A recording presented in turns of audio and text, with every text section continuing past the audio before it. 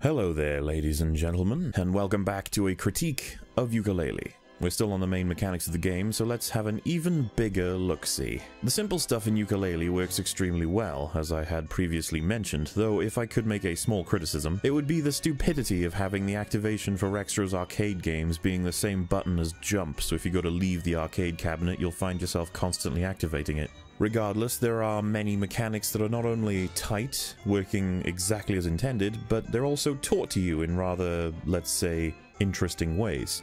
The Great Rambo boss battle is a great example of the game having you use the jump while rolling in order to defeat the boss, and thusly prepares you for that being sprinkled throughout the game. Not that you need the lesson, personally I found that you were able to stop while rolling up ramps just as I was moving through the world. You are even able to regain your roll by holding the button down as you fall on top of a log, to give yourself another chance at it. Attacking the enemies even with the basic moves actually combos up to about 3, like if you hit an enemy successfully the third and second attacks will change animations and colors. There are so many little things to consider when looking at all of the variations of the mechanics, and a lot of them aren't even necessary.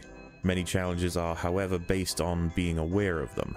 Though there are several times in which you can skip past mechanically restricted areas just by using default moves, which doesn't really come across as a sort of skill-restricting area. It seems more like an accident, but I can't know for sure. But the biggest skips are more associated with the late game mechanic, namely the flight ability. That ability really sort of throws a lot of this out the window. A large portion of players will not be trying to get every last thing on their first approach and thusly may return to older levels with the ability to fly. Flying can ruin many of the challenges in the game. I don't know if this was intentional, but the difficulty created by many of the platforming related challenges is absolutely ruined by the ability to fly. Now, one could argue that it is a result of Playtonic saying that when you get further in the game you will unlock more abilities and ease of access to different areas in the world and therefore reduce the overall challenge. It's sort of the platforming version of getting stronger in a game and then coming back to an older enemy to kill it. For instance, I completed an obstacle course in the first world that was meant to be approached once you unlock the glide. Now, you can't unlock the glide before you unlock Buddy Slam, and Buddy Slam is unlocked in Tribal Stack Tropics, ultimately meaning that they are intending for you to approach this obstacle course the first time around without the glide. I found through experimentation that the course is very much completable using only the basic double jump attack move, and you have that once you pass the tutorial area. This makes the obstacle course much more difficult, but you can reach the majority of pages in alternative and more difficult ways earlier. This is akin to the design of something in Super Metroid in that you can reach certain areas with the basic jumps if you're skilled enough, while every player can reach them in the late game with the screw attack, and the challenge of reaching these items is made trivial. However, the introduction of flight really did come across as something they didn't really consider. For instance, in Tribal Stack Tropics, there is a character who wants to be sprayed on with water, which requires you to manipulate a bridge while making strong use of your speed and judgment of platforming with use of the double jump attack. This shit was very challenging to pull off, but as soon as you unlock the glide, it becomes much easier, but as soon as you get fly, it isn't a challenge anymore. When you approach another obstacle course in Moody Maze Marsh, you'll be facing many slopes that sink into the swamp when you try to roll on them, changing up the mechanic we already know and creating a solid challenge. On returning to this obstacle course, which is easy to miss because it is its own little island, you can fly through each of the hoops and earn the pagey that way, making the challenge almost entirely different. There's a series of red blocks you have to hit with the slurp shot in order to open up a way to climb up to the door in Capital Casino. If you approach this sequence with the flight ability in tow, then it will become trivial. You can get away without even knowing that the mechanic even works this way. During your time in Galleon Galaxy, there's a track that has a rising kill floor that's made entirely trivial by flight. Whether or not this was intended, I do not know. Perhaps one of the most insulting experiences in the game is the boss fight with the Great Rambo. You can fly over his entire ramp, avoiding the log jumping completely. This wastes large portions of the puzzles in the game, and it wouldn't be so bad if I knew for sure that Playtonic wanted it that way, to allow players to beat harder challenges in the game with a stronger set of tools. But I personally feel they didn't really account for how flight really changes earlier parts of the game. On top of this though, there are some interesting things about the physics in the game. For instance, there is some potential confusion for certain players in that you can find blocks that look like ice but are glass, and they don't melt, they shatter. There are also ice blocks that don't melt because they are a part of a different puzzle. You cannot eat the fire in general, but you can lick a particular fire in order to gain fire immunity, but the fire berries are not related to this at all, which is bloody confusing when you think about it. The glass really does look like ice to most, if not all, players, and they really should have made it like straighter and more solid, like a box made of glass, to really let players know that they're dealing with something else entirely. Though they do have a little faint glow around it, so that sort of sets it apart. Ultimately, most do not understand why they can't melt the glass because they will assume it's ice. Many players, including myself, will attempt to blow up the glass using the nearby slurp shot because, classically, explosions do well against glass. But not even that works, and it feels extremely counterintuitive. Funnily enough, the puzzle I've been talking about here, the one with all the ice that doesn't melt with the stained glass window in the room, players have no discernible way of understanding that they cannot complete this puzzle yet. The thing is presented in a very jigsaw-like way. It feels like you have the pieces, you simply need to know which way to move them. Many people, including myself, will attempt to do a bunch of things in this room, but I spent a little longer than I should in this room because I was certain it was solvable without a future move. This is simply a matter of information not being translated well, and it doesn't happen very often in the game. However, it is really fucking annoying. Ultimately, I returned to this area once I had all my moves unlocked and nailed it, which is fine, but I think they may want to revise the message, since it was very unclear in this room. Now, many reviewers seem to have an issue with the amount of things you can do in the game. They've been regularly implying and downright saying that the worlds themselves are bare. Now, let's for a second look into the lot of things that you can do in this game. Race a cloud around the entire map while managing your energy levels and controlling your movement for a pagey. Evade a sentry while buddy slamming several pressure plates pertaining to a guide displayed on the wall within the time limit for a pagey. Successfully scale a set of ruins by passing moving platforms, hitting distant targets while nailing the timing, and ultimately defeating a selection of enemies for a gem that leads to a pagey. Find a selection of hidden pig knights based on riddles describing areas of the world for a pagey. Clear the rooftop of an aristocrat's home by buddy slamming the debris away to access the target game. Earn a pagey by hitting all of the required targets within the time limit. Transform into a plant and spray a selection of characters with some plant juice, which nets you some interesting comments, and a pagey. Evade bee drones while activating platforms to reach a pagey. Slam cannonballs out of blast-2 to hit targets while evading enemies to weather in order to raise up clouds and try to capture a pagey. Okay, let's stop there. There is clearly shit tons to do, since that's only the first world and it's just over half the mechanics involved. So the idea that there isn't somehow enough to do, to me, is just a feeling people are having. A feeling based on the idea that Yooka Laylee has failed us as a game, and we will get into that at another point, but honestly, the mechanics are plentifully used and experimented with. That's what this whole section is about, but I have some observations I would like to share. A lot of people are concerned with the controls in general, but like I said, they are very tight. Now, this concern magnifies in people's minds when it comes to the alternative methods of travel, namely the Snowplow. Now, I found the Snowplow indeed has rough mechanics in terms of control. More to the point, they're essentially drifting at most times while on the ice. This takes a little getting used to, but works very consistently. You'll find that once you understand the control being that of a variation of the primary control, you will be fine. I mean, do you really think the controls would be that awful if you're able to actually pull this off? There's this mechanic in the hot tub area of the isometric palace that essentially has you stopping and starting the buddy bubble move in order to simulate the feeling of a hot tub long enough that the tub itself feels you have fixed his problem. Like, what a weird thing in and of itself. When I checked a guide for it online because I didn't understand what the hell was going on, it said something along the lines of begin using the buddy bubble technique, but not fully in order to spawn bubbles as you already know. And I was like, this is a thing, which is a problem in the tutorial section of this game, but we'll get into that. Now, as I mentioned this room before, the block of ice and the chest being frozen and a stream of light coming through, I have a strong issue with this one. Not for much of an objective reason, aside from the telegraphing that you don't need to be here yet. This is more so because of what I did personally. I tried a bunch of stuff. I tried to break the ice via melting it, breaking it with any moves I had at my disposal using the sonar shot, explosives, perhaps breaking the floor to get the pattern like in the previous puzzles, move it so that it sort of bends the light somehow around the corner. Like, none of these things worked, and I was getting frustrated because I felt like I was receiving the message to perform these actions, and they would work, but nothing. Now, no puzzle is too bad when it's simply time-sensitive. The puzzle just needed to be returned to, while I was more hell-bent on solving it before moving on to World 3. It's just that I figured it was solvable. But there's another puzzle. In Capital Casino, it's one of trying to kill enemies in a room when they are protected by a wall. Now, of course, I had the cloak ability at this point, however I had no idea I could make a butt laser, and at no point was there a clue for the butt laser in my experience. But the really weird thing is I just completed this minigame with a sonar blast instead, which feels like they didn't account for people using that. Now, as we discussed previously, there are floatier physics in the game, things that don't behave like they would in our world, but nor does anything really. Anyway, this floatier style applies to the golf game, which works just fine. This translates to the sort of pinball game too, where you have to push a ball with your ball. It can be difficult, but you've got to go slow and aim that shit. Conversely, something that's fucking stupid is that whole disco area with the dancing corplets, which kicks ass by the way. Having a small section at the end that requires you to slide onto the quills in order to collect them. Now, many brain-trustworthy people will attempt to climb back up that ramp and find that a shutter will suddenly appear. No real animation or warning, just a block to prevent players from approaching while in flight. You can land on the edge and sort of try and get through, but it won't happen. This is seriously a fucking dumb way to prevent people from getting 3 quills. And of course, I can't possibly talk about all this stuff without mentioning the king of mechanical glitches from my playthroughs. The thing with this one is simple. You walk into the room and use the provided laser to kill the enemies with your butt, and thusly open the chest cages containing the tokens you will ultimately require for the 100%. The thing is, it broke when I was playing it. It didn't matter how many I killed, what moves I used, or where I stood, or whether I had the helicopter. The sequence broke, and I had to reload the area to complete it. Just to be sure, I had my viewers define how many enemies I should kill before giving up, and they chose 100.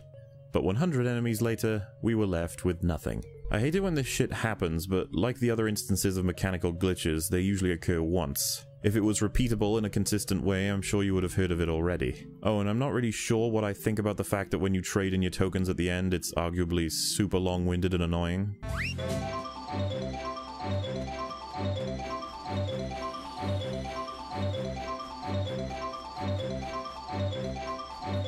But then again, you could have done it in increments, and I guess it's kinda neat to see all of your searching come to a huge reward. I am both for and against this. Over in Galleon Galaxy, there is one last sort of thing that I want to mention, and I may go over it a bit later, but the race with Nimble in this world takes bloody ages. And it takes bloody ages because you essentially take a tour of the world while racing him. It is a slow race, it's more of a smooth, follow-the-line sort of minigame framed as a race. But I like that we have this moment to appreciate the world itself and the atmosphere created within it. However, this bloody race takes bloody long. Ultimately, I see the quest for collectibles and the smooth enjoyment of soaking in visuals and music a little counter to each other, but this one is certainly subjective. Honestly, in terms of all the worlds and how they function with base and additional mechanics, it is almost a blast to reapproach areas that you've previously been to with a new set of options. As inherent issues in the game go, it's nearly 100 hours of gameplay I came across very few game-breaking bugs that was solved with a simple restart. But that's not everything. Let's talk a little bit more specifically about worldwide mechanics, but even before that, let's kind of go over quickly what collectibles are in this game. So what have we got? Quills, the basic currency. There are 200 in each world and 10 in the hub. Pages, 145 overall. Ghostwriters, molecules, butterfly hearts, power extenders, play coins, skulls, and tonics. That, I believe, is the bulk of it. The quills are important because they buy you moves which subsequently open up worlds, but they also add to the 100%. Pages are important because they unlock tomes and expansions as well as being required for the boss, but they also add to the 100%. Also, I love the sound it makes when you collect them.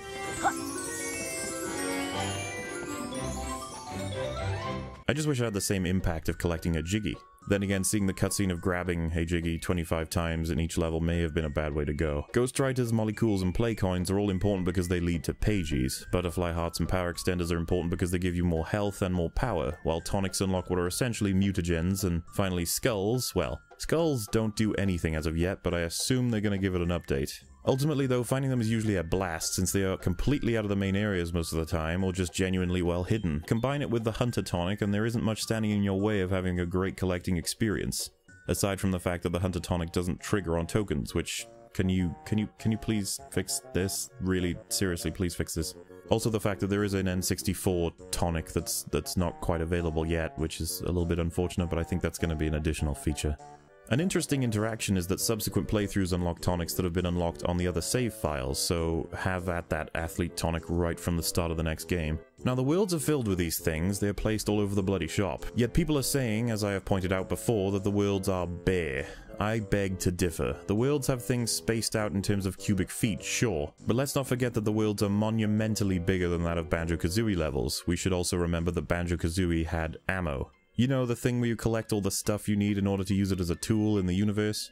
Yooka Laylee did away with that system, and we shall discuss that in a moment. The point here is that there are whole rooms in banjo-kazooie that have only ammo in them. They don't have anything that adds to the 100% total, yet there are things littered about the place that only represent ammo. Is this better? It may look and feel better, but it isn't really better. Let me be clear, everything you pick up in Yooka Laylee matters, aside from the skulls, which I'm sure they're going to update. And besides, there's literally only 5 of them, and the fact that you find them in very obscure places could arguably be the reward.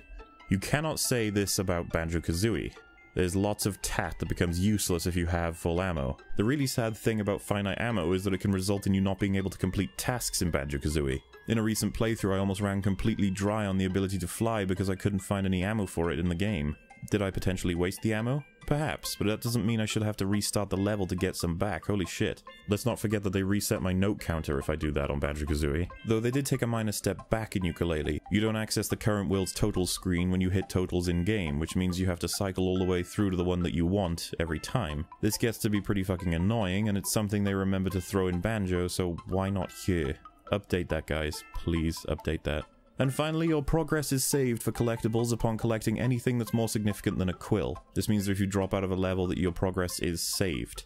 However, if you decide to turn the game off during a save, then it can fuck it all up. For example, if you trade in your tokens to Capital B and he begins to provide you with pages and you turn off the game, those pages will no longer be available, and people actually stuck up a fuss about this. The OP of a thread who discovered this horrifying bug was asked why he would turn the game off at that point, and he replied, "It was late, don't ask." Basically, folks, don't turn off the game while it's saving and you'll be fine. Holy shit. Didn't have to tell me to do that back in the day, it was pretty fucking obvious. Now once again, let's get a little bit more specific. The Ghostwriters. Now the simple version is that there are 5 in each world and they require specific actions. The yellow is simple, just pick him up. Green requires a chase. Blue requires a sonar shot and a little bit of detective work. Red requires a fight, and purple needs to be fed. The Ghostwriters can be found in all different places, but do they add or do they take away from the game itself?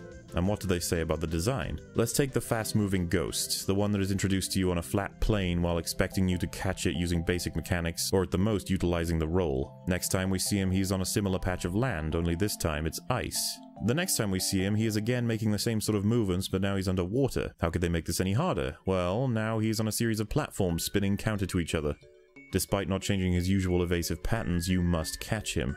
Finally, in Galleon Galaxy, he's available to catch, but only via the ship, which doesn't control the same as Yooka, therefore upping the challenge once again via the ship in space. This series of challenges really shows the creativity involved in designing the ever-increasing opportunities for difficulty, as well as the attention made to create environments within the worlds that can reflect an increase of difficulty alongside it. This is not to say that every ghost has this level of interesting development, but take for example the fact that they will spot out the invisible ghosts with quills that will give the players every opportunity to discover them.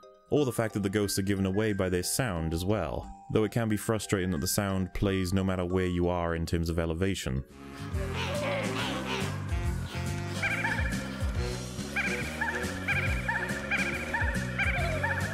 This was made abundantly clear in Capital Casino when you can stand rather far below the ghost and still hear its voice. Also, it does sort of surprise me that you can activate the blue one with the sonar, but not a sonar explosion. Seems a little counterintuitive, but it does ruin the interaction of finding the ghost if you just use that as an option, so I kind of understand. Regardless, they create a really interesting challenge and they increase their difficulty as you move through, very stylistically pleasing to look at and hear when you capture them.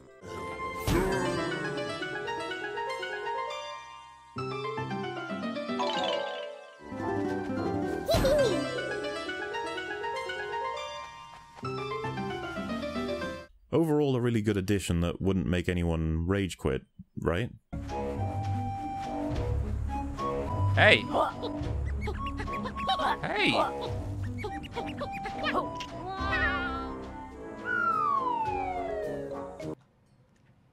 Okay. I think we had a good feel of that game. Yeah, I didn't edit that. It can be difficult for some people to the point where... Anyway, there's this health and power system. First of all, Yooka Laylee actually makes fun of FPS health systems in the opening of the game, with a tongue-in-cheek reference to how FPS typically uses a regen system, which is pretty ironic for a game that's using a very established health system. The way it works is that eating one butterfly gives you 1 hit of health back. Butterflies are located all over the place, they drop 1 per enemy mob, and they are in any barrel or box you can find. Most of the time they'll be placed at the beginning or the end of platforming challenges that usually end up damaging you. This is an important improvement over Banjo in that there isn't a limited source of health. However, the one thing I will say that is often that you'll be able to fully restore your health whenever you want, thusly making the difficulty of health management nothing more than an annoyance every once in a while. Banjo would often leave you in a circumstance where your health became scarce and you would begin to feel some real pressure. Which is easier? Obviously Yooka Laylee. Which is better? Well, that's up to you. As for the power bar, this one's a little bit more controversial and people are complaining that it limits your abilities, while in Banjo it was far better as an ammo system. Because who likes to be roaming the world and having to wait for a power bar to reload? Well, get over it. It isn't that bad at all. In fact, you can get tonics that lessen the effect of the roll taking up power, expand the power, and just look out for butterflies. Literally, wherever you're going, if you're running low on power, just kill a mob. They're mostly everywhere. See how this breaks up the gameplay? That's not to say the design behind it is all perfect, though. When you are in secluded moments in the game and you're required to do something that requires a lot of power, you can find yourself essentially waiting for it to reload while standing still and contemplating life itself, which isn't the most fun. Ultimately, though, these systems do complement the mechanics and exploration overall, and with the butterfly interactions make for some great opportunities to restore your resources on the go, naturally making an increase in attention required from the player. Now, I'm going to wrap up around here because we've looked up a lot and I'm sure you all need a small break, so I guess I'll see you next time for more analysis of the mechanics and maybe some other shit too. Thanks for watching, and I will see you next time.